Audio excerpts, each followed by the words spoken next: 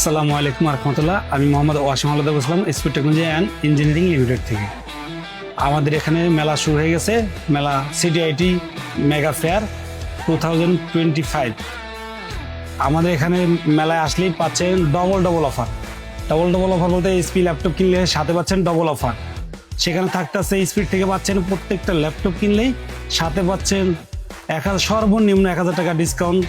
সাথে থাকছে কুপনের ভিতরে অনেক কিছু থাকবে।